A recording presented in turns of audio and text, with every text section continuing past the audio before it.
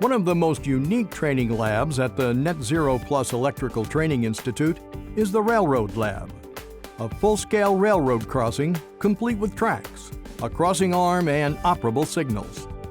In hands-on training classes, journeymen and apprentices learn about the latest rail systems, as well as new train control systems. The training teaches electricians, transportation electricians, signalmen, and maintainers to work as a team on railroad crossings, traffic signals, signal lights, signal arms, and wireless systems. The goal is to ensure the best and safest railroad crossings for railroad workers and the public.